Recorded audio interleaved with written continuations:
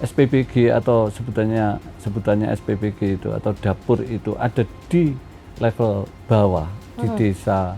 Kebutuhan sayur mayurnya yang paling visible untuk disiapkan tanpa tidak membutuhkan biaya besar untuk transportasi kan di lokal itu, di desa itu. Maka masyarakat ini mau berkebun secara mandiri sesuai dengan kira-kira kebutuhan D2D-nya dapur itu berapa, butuh sayur berapa, jenisnya apa, kemudian dibikin klaster di situ, kemudian disiapkan oleh teman-teman. Sekarang orang bertanam sayur mayur itu kan tidak harus di sawah.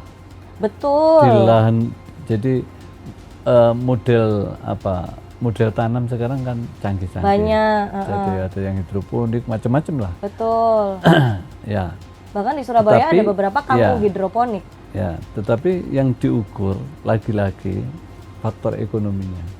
Hitungan Pak Prabowo dengan program makan bergizi gratis hari ini kemudian ditarik 20 tahun ke depan, ini kan sudah pasti hasilnya sangat kelihatan.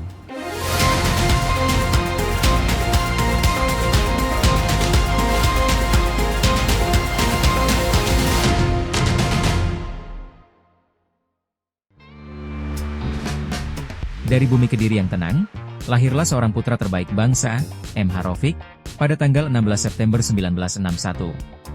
Langkah awal pendidikannya dimulai di SD Negeri Kediri, lulus tahun 1973. Kemudian ia menapaki jalan ilmu di PGAN Kediri hingga lulus tahun 1980, dan melanjutkan ke jenjang perguruan tinggi di IKIP Malang, tempat ia menamatkan studinya pada tahun 1984. Sejak muda, M.H. Raufik telah menunjukkan dedikasi tinggi pada dunia organisasi sosial kemasyarakatan. Ia pernah dipercaya sebagai Ketua PMI Cabang Malang pada tahun 1983, lalu menjabat sebagai Sekretaris DPD KNPI Jawa Timur pada tahun 1995.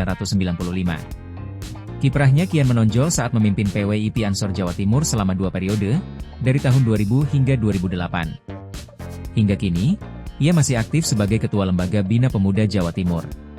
Di dunia politik, ia pun tak kalah berkontribusi. Tahun 1999 hingga 2008, M.H. Raufik menjabat sebagai anggota fraksi Kebangkitan Bangsa DPRD Jawa Timur selama 2 periode. Pada tahun 2001, ia dipercaya sebagai Ketua Lembaga Pemenangan Pemilu DPW PKB Jatim. Perjalanan politiknya terus berlanjut, menjabat sebagai Wakil Ketua DPW PKNU Jawa Timur dari 2009 hingga 2013, lalu melangkah ke Partai Gerindra sebagai Wakil Ketua DPD Jatim sejak 2015 hingga kini. Sebagai legislator, ia kembali duduk di kursi DPRD Jawa Timur bersama fraksi Partai Gerindra untuk periode 2019-2024, dan kembali terpilih untuk periode 2024-2029. Dengan pengalaman panjang, dedikasi tinggi, dan semangat yang tak pernah padam, Raufik terus mengabdi untuk Jawa Timur dan Indonesia, demi masa depan yang lebih baik.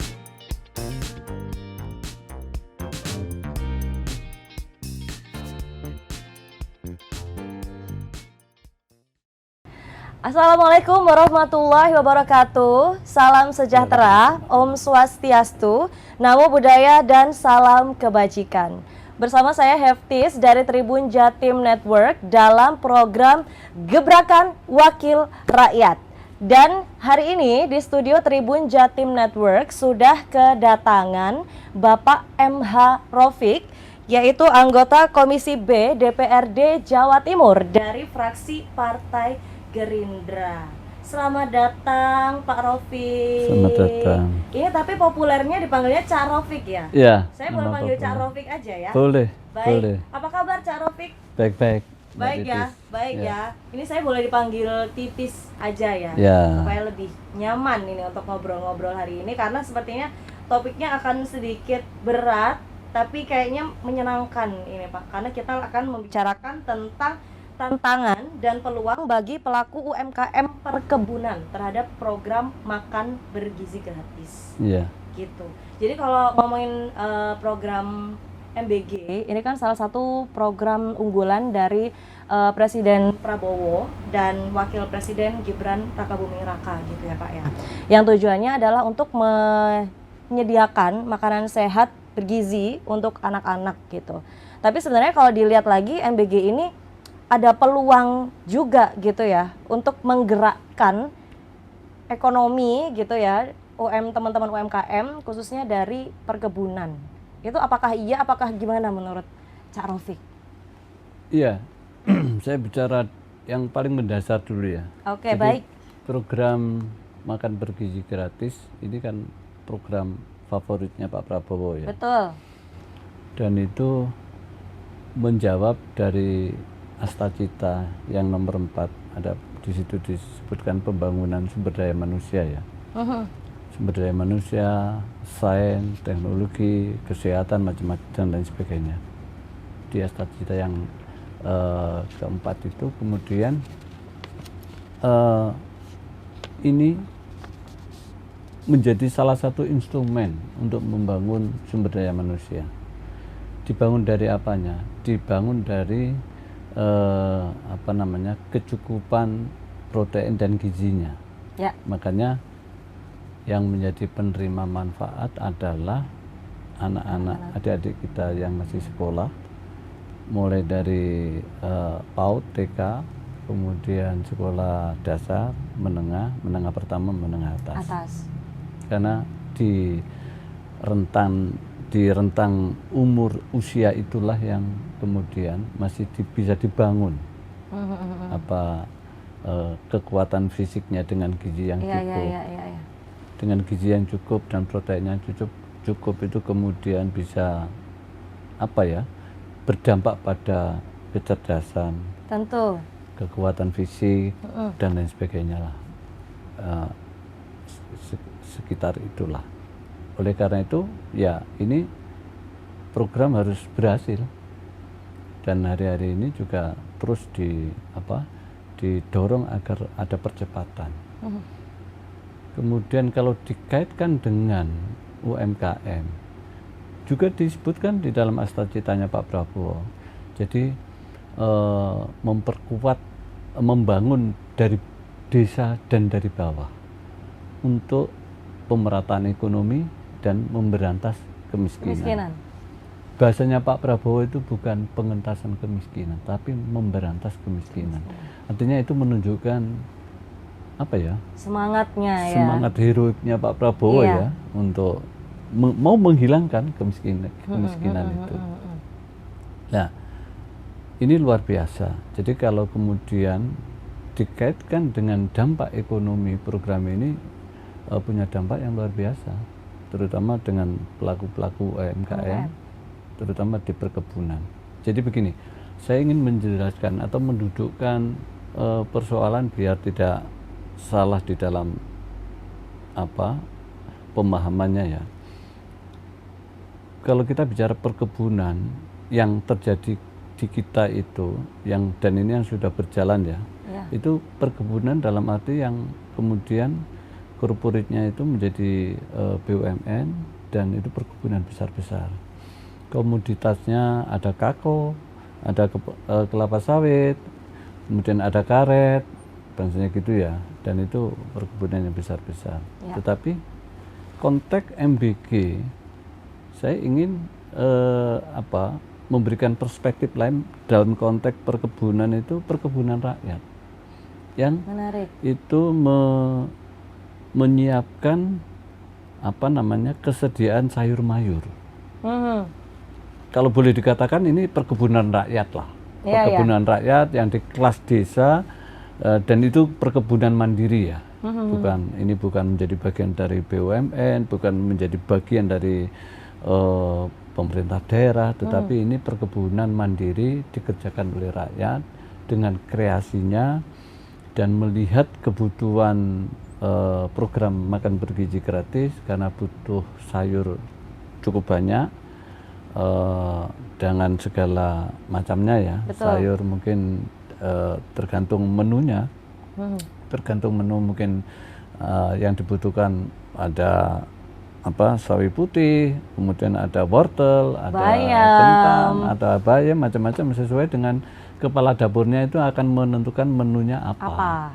Kemudian, ini saya memperkirakan, menggambarkan kalau SPPG atau dapur ini beroperasi penuh di Jawa Timur ya. saya kira ini juga kebutuhan terhadap sayur mayur ini cukup tinggi. Dan sayur mayur ini kalau hari ini pusatnya kan di beberapa kawasan saja, mungkin sekitar Pasuruan, Malang, kan begitu, Probolinggo sebagian. Nah, kalau kemudian SPPG atau sebutannya SPPG itu atau dapur itu ada di level bawah, di desa, kemudian berbasis kecamatan ya. Ada satu kecamatan ada 5 dapur, ada 7 dapur sesuai dengan jumlah penerima manfaatnya. Ini kan kebutuhan sayur mayurnya yang paling visible untuk disiapkan tanpa tidak membutuhkan biaya besar untuk transportasi, kan di lokal itu, di desa itu. Maka perkebunan rakyat yang saya maksud harus menyiapkan sayur mayur itu ya perkebunan rakyat yang mandiri di desa-desa itu, kemudian didorong oleh pemerintah daerah di kabupaten atau kota, kemudian memberikan stimulasi apa yang sekiranya masyarakat ini mau berkebun secara mandiri sesuai dengan kira-kira kebutuhan day-to-day-nya dapur itu berapa, butuh sayur berapa, jenisnya apa, kemudian dibikin klaster di situ, kemudian disiapkan oleh teman-teman yang berkebun secara mandiri. Oke, baik. Jadi ini ya, apa namanya, dari pengolahannya sebelum dia diolah sampai pengolahan bahannya tuh kita bisa tahu gitu ya. Jadi memastikan bahwa MBG ini bahan-bahannya tuh segar gitu ya untuk dikonsumsi oleh penerimanya gitu. Itu lebih bagus kalau kemudian ada deteksi sampai pada tingkat itu ya. Jadi kan begini, ini salah satu cara, salah satu antisipasi agar makanan yang diolah oleh dapur di dapur MBG itu tidak berubah sifatnya, tidak berubah fungsinya, apalagi kemudian bisa menjadi racun dan sebagainya. Saya kira ini penting. Bahan pokok yang akan diolah dipastikan itu sehat, layak dimasak. Kemudian untuk mengetahui itu, kalau kemudian klaster penyediaannya ada di lokal itu kan bisa diketahui. Benar. Ini petani siapa yang mengerjakan di perkebunan rakyat itu seperti apa, cara pengelolaan seperti apa kan bisa kelihatan. Benar. Nah ini saya kira juga kalau bisa sampai pada tingkat itu luar biasa. Ini menjadi mata rantai orang di dalam melihat program makan bergizi gratis yang menjadi tanggung jawab bersama. Untuk menjaga agar kualitasnya tetap baik, kemudian tidak berdampak buruk terhadap adik-adik kita di sekolah. Iya, menarik. Tapi kalau selama ini sudah berjalan gitu ya Pak, apakah sudah ada gitu kolaborasi antara dapur MBG gitu dengan perkebunan lokal? Sekarang yang berjalan sampai hari ini ya, dan ini kan masih, kalau Jawa Timur itu belum ada 50% dapur yang berjalan, masih mungkin sekitar 30% lah, masih belum semuanya. Dan sekarang yang terjadi ya hukum pasar aja. Jadi supplier yang menjadi pemasok di dapur itu ya cari sayur mayur di mana pasar sayur mayur itu ada. Jadi belum disiapkan di masing-masing klaster yang saya ceritakan tadi. Dan inilah yang menurut saya penting biar fungsi perangkat daerah, dinas pertanian, dinas perkebunan itu kemudian punya fungsi itu. Jadi perkebunan ini, sayur mayur ini kan sebetulnya domainnya masuk dinas pertanian. Jadi di dinas pertanian itu ada yang bidang hortikultural ya, yang itu adalah mencakup sayur mayur, kemudian buah-buahan, biji-bijian itu masuk di dalam wilayah horti.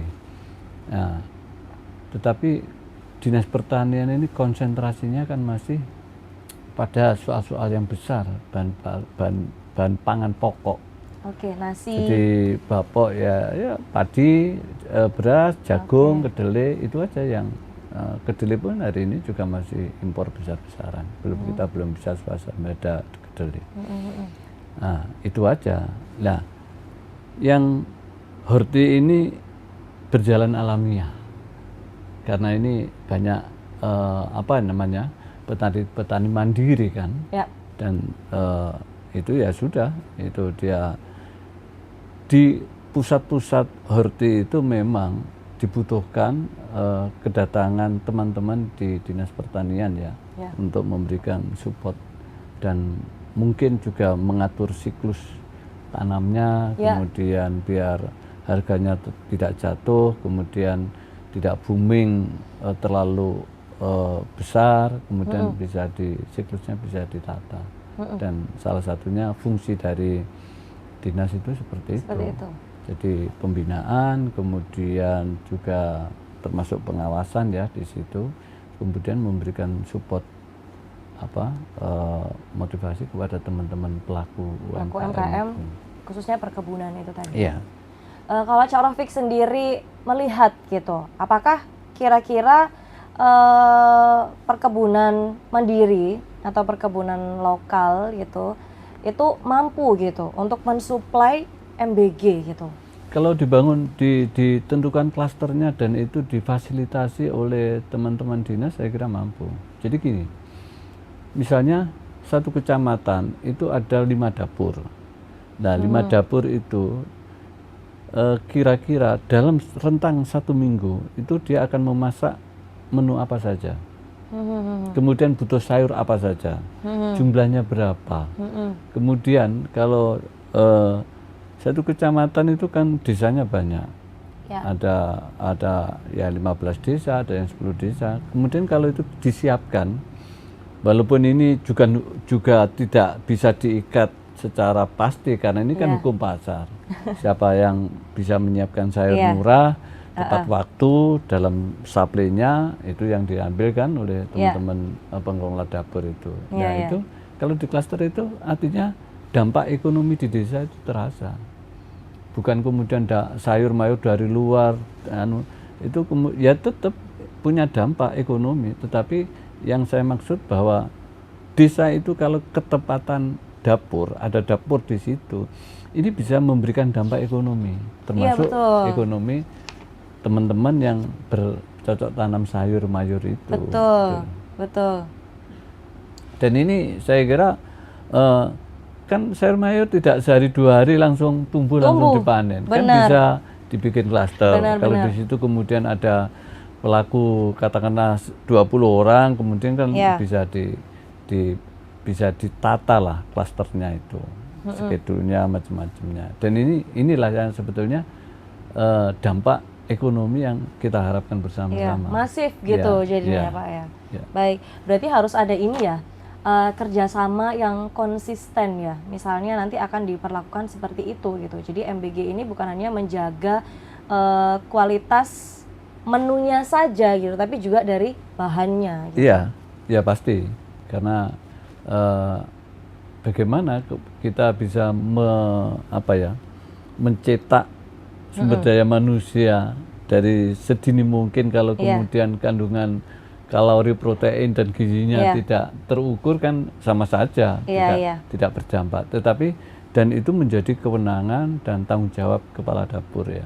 Baik. Jadi agar ini betul-betul diperhatikan dan menjadi concern bahwa memang yang kita tuju itu perbaikan gizi. Lembaga negaranya aja sudah namanya Badan Gizi Nasional. Jadi kan orientasinya kan ke gizi. Benar. Nah, bagaimana ini kemudian dieksplor sama-sama teman-teman yang menjadi pelaku di bawah, baik pengelola dapur maupun rangkaian mata rantai penyiapan bahan bakunya, kemudian juga disiapkan. Saya kira itu arahnya lebih baik, yang diinginkan oleh Pak Prabowo seperti itu. Gitu ya. Iya. Apakah itu memungkinkan gitu, Cak Rafiq, untuk dilakukan dalam waktu dekat?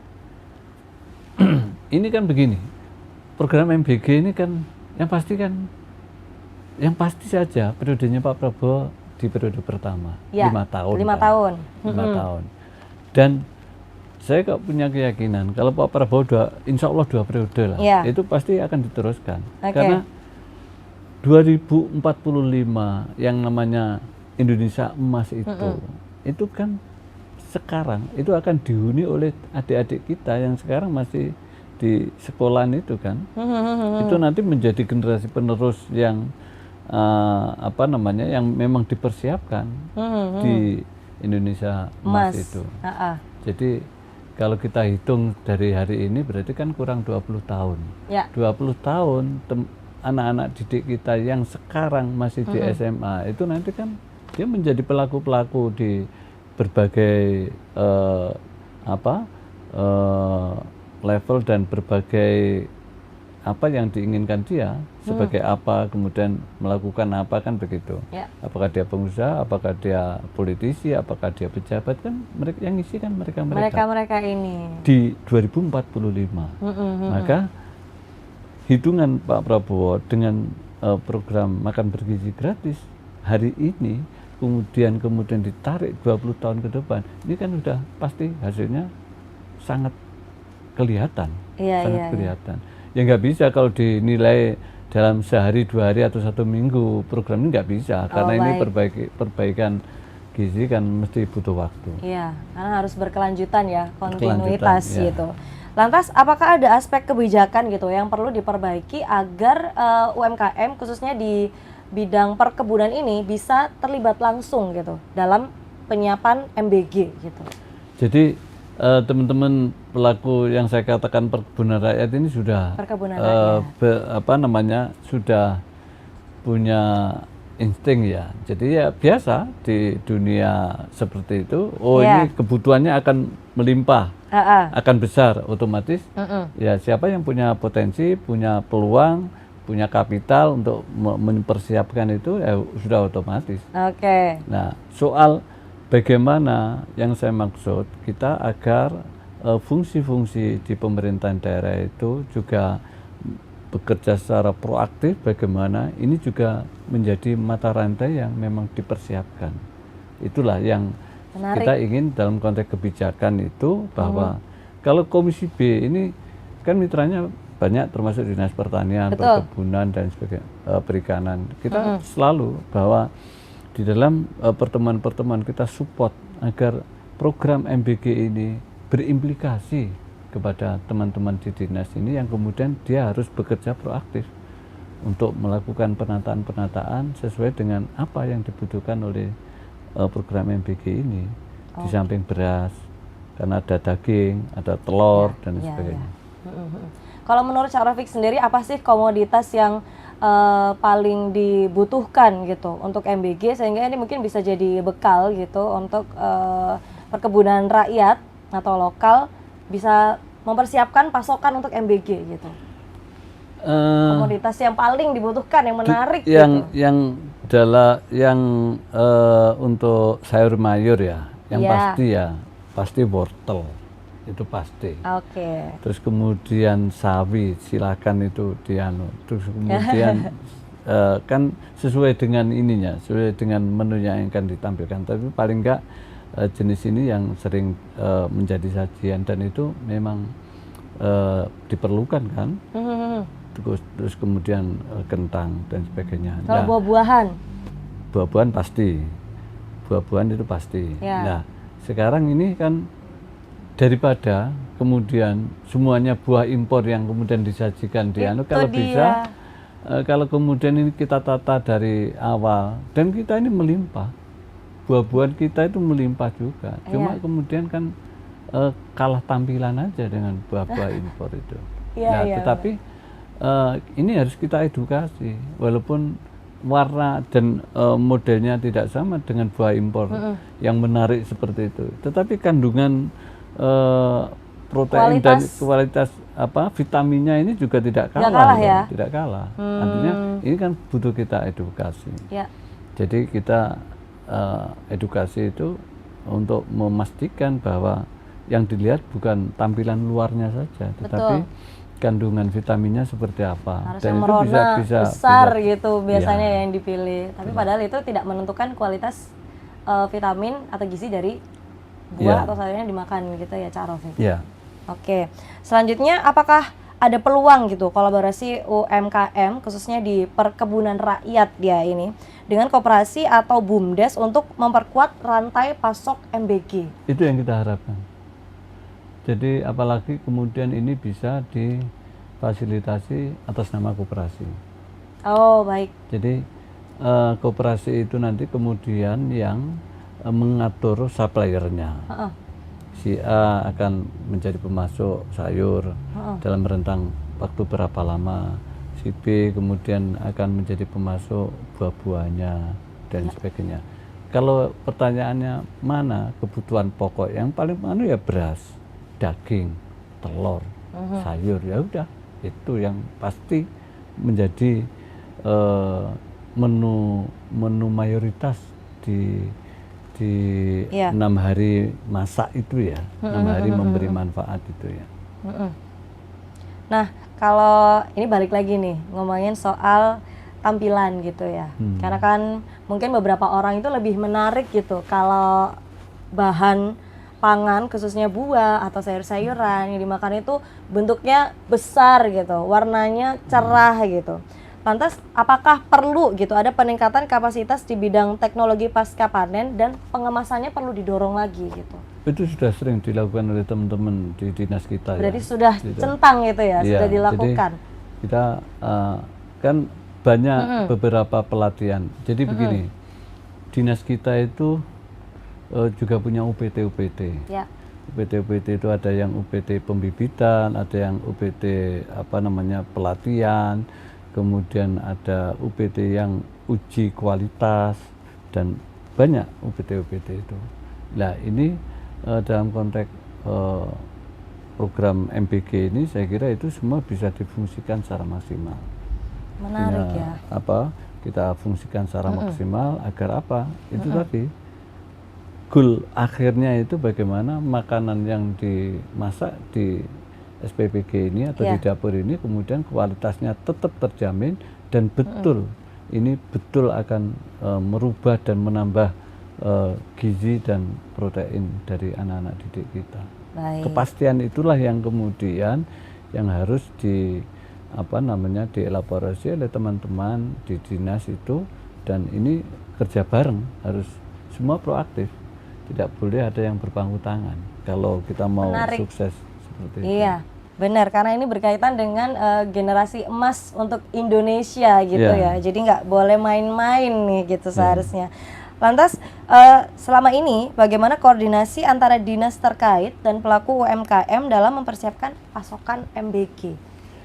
Kita dinas-dinas itu begini, jadi dinas akan melakukan fungsinya sesuai dengan tupoksinya. Ya. Teman-teman pelaku UMKM di perdagangannya itu diampu oleh dinas Disperindak, dinas perdagangan. Dia yang Nah, kolaborasi di beberapa dinas inilah yang saya kira kita sudah sering kita sampaikan bahwa ini harus ada sinkronisasi, koordinasi, dan yang penting itu menurut saya ya membuat klaster itu. Klaster di zona, di tempat di mana dapur itu berada. Itu harus langsung segera diwujudkan sih. Diskemakan di situ. Potensi persawahannya seperti apa, potensi perkebunan yang bisa ditanami sayur mayur seperti apa. Dan itu di mapping secara rigid. Dan dinas pertanian kan punya penyuluh lapangan PPL. Itulah yang kemudian akan berkomunikasi, kemudian mengedukasi pelaku-pelaku UMKM kita yang bekerja di perkebunan rakyat itu. Itu saya kira kalau kemudian ini bisa kita lakukan secara masif, kemudian berkelanjutan, saya kira itu hasilnya akan lebih bagus. Maksimal ya. Oke. Lalu kalau menurut Cak Rafiq gimana sih untuk perkebunan rakyat gitu selama ini di Surabaya, Jawa Timur gitu lebih luasnya? Apakah mereka juga melihat gitu peluang bahwa mereka bisa gitu berkontribusi dalam MBG? Sekarang orang bertanam sayur mayur itu kan tidak harus di sawah. Betul. Di lahan, jadi model model tanam sekarang kan canggih-canggih. Banyak. Jadi ada yang hidroponik, macam-macam lah. Betul. Ya. Bahkan di Surabaya Tetapi, ada beberapa kampung ya. hidroponik. Ya, tetapi yang diukur lagi-lagi faktor ekonominya. Apakah kemudian secara ekonomi itu bisa dilakukan? Ini yang harus dicermati oleh teman-teman. Jadi tidak bisa dipaksakan. Kemudian kalau secara ekonomi itu tidak masuk, tidak bisa mendatangkan dampak ekonomi, ya tidak bisa dipaksakan. Berarti pola lain yang harus dikerjakan. Jadi hidroponik itu kalau kan apakah betul bisa terserap dengan harga yang seperti itu? Kan harganya kan kompetisi ini. Bahan pokok itu kan sudah ada standarnya di dapur itu. Jadi semuanya sudah ada standar harganya. Jadi seperti beras itu tidak boleh lebih dari 15.500 karena premium, kan begitu. Yang tidak ada standar harganya itu buah dan sayur mayur itu menggunakan harga pasar.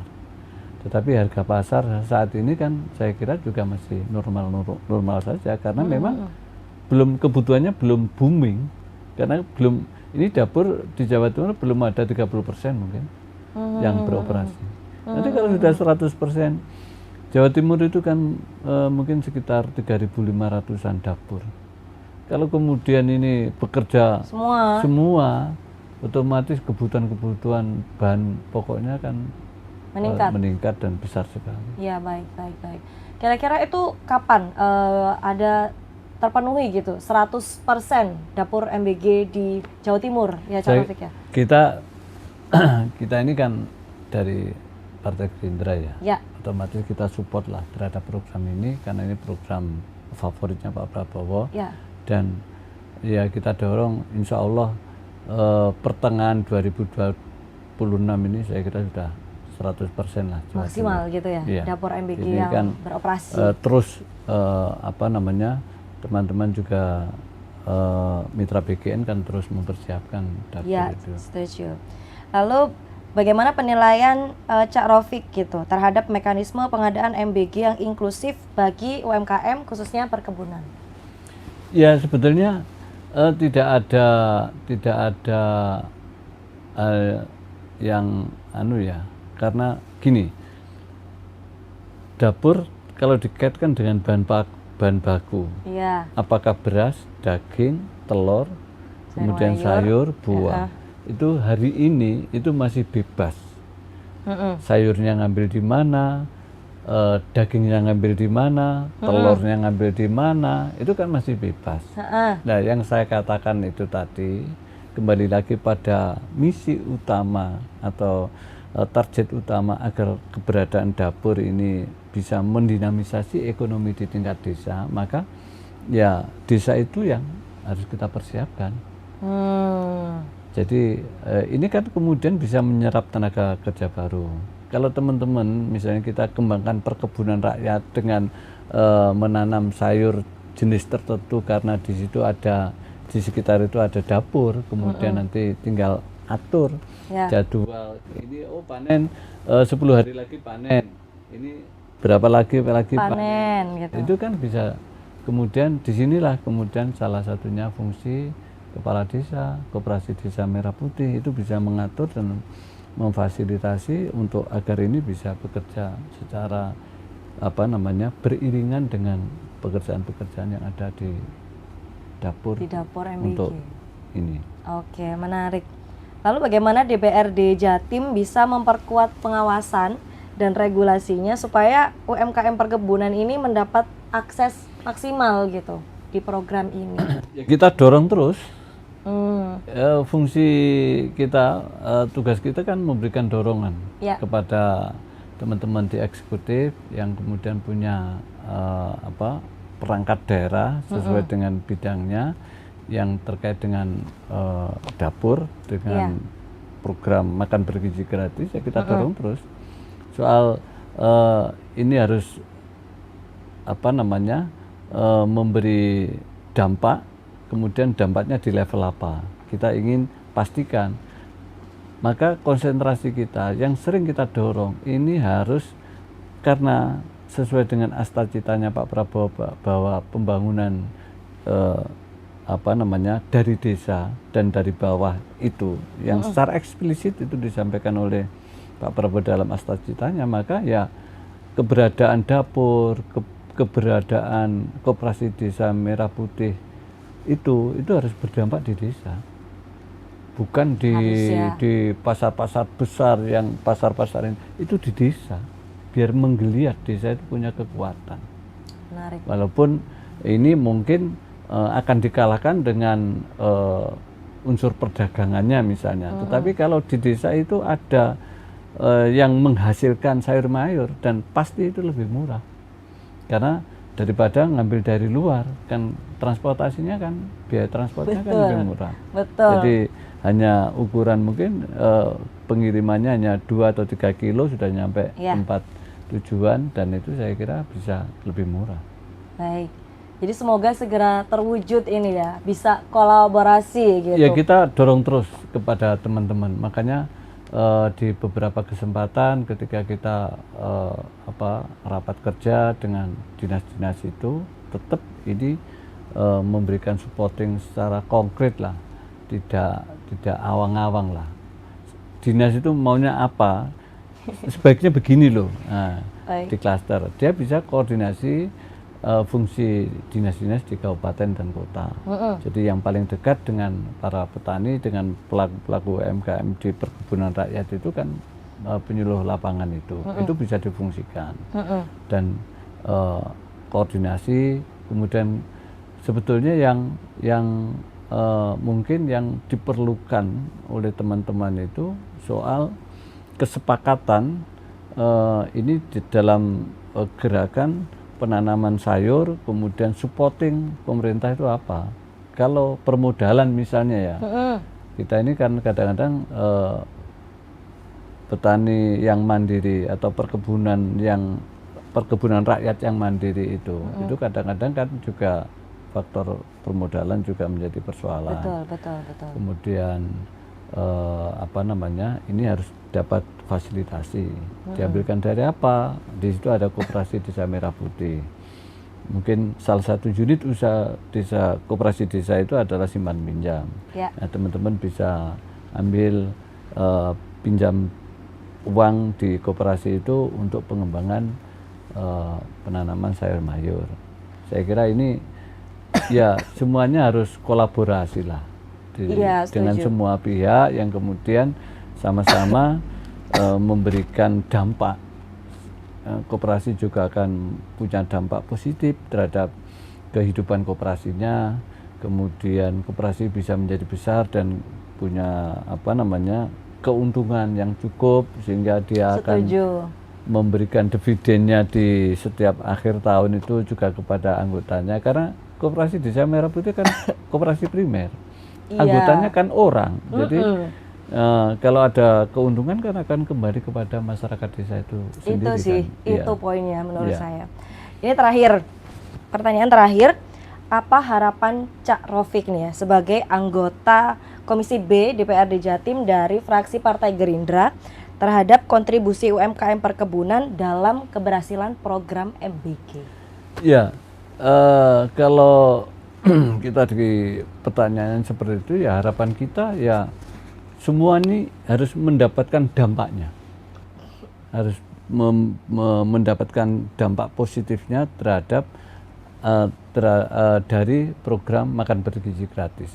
Jadi ini yang semuanya, dan semuanya harus bekerja secara proaktif, kemudian di dalam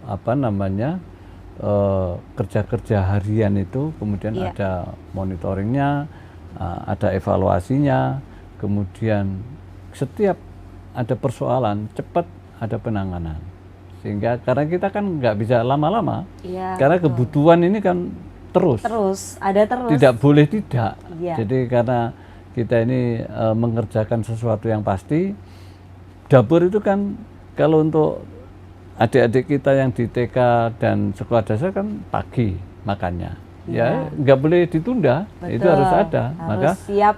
bahan baku pasokannya ini juga harus pasti. Jadi ya semuanya serba harus dipastikan. Nah, kepastian-kepastian itulah yang kemudian bisa kita kolaborasikan. Dan ini saya kira harapan saya sebagai anggota DPRD dari fraksi Partai Gerindra, ya program makan bergizi gratis ini harus sukses, cepat, kemudian betul kita bisa melihat perkembangan dari program ini, dan kita juga ikut mengawasi agar semuanya ini bisa berjalan baik. Dan silahkan kalau kemudian yang lain-lain juga teman-teman bisa memberikan pengawasan selama itu positif, dan kemudian ada masukan juga, masukannya rasional, kemudian ada koreksi itu rasional, ada saran begini, kita terima untuk perbaikan. Kita terbuka saja. Itulah harapan dari saya selaku anggota Komisi B sekaligus sebagai anggota dari fraksi Partai Gerindra. Baik. Saya pun berharap bisa segera gitu ya UMKM perkebunan atau tadi yang disebut Cak Rafiq sebagai perkebunan rakyat ini berperan gitu ya, berpartisipasi dalam pasokan MBG gitu. Karena ya itu tadi bukan cuma soal mendongkrak ekonomi, tapi juga kualitas makanannya gitu, betul ya Cak Rafiq ya. Baik, terima kasih Cak Rafiq untuk sudah menjawab semua pertanyaan dengan tema tantangan dan peluang bagi pelaku UMKM perkebunan terhadap program MBG.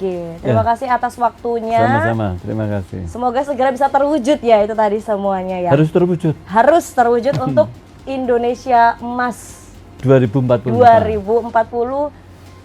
5 gitu 20 tahun lagi. 20 tahun lagi. Pasti bisa ya, harus bisa lah harus ya. bisa. Karena semangatnya memang di situ harus ya bisa. Cak Rafiq ya. Baik, saya Heftis atau Titis dari Tribun Jatim Network beserta Cak Rafiq, anggota Komisi B DPRD Jawa Timur dari fraksi Partai Gerindra. Mohon pamit undur diri. Terima kasih sudah menonton Tribuners di rumah.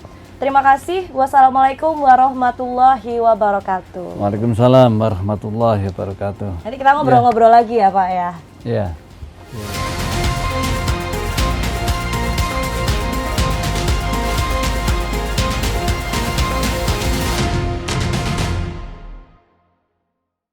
Download Tribun X sekarang, menghadirkan lokal menjadi Indonesia.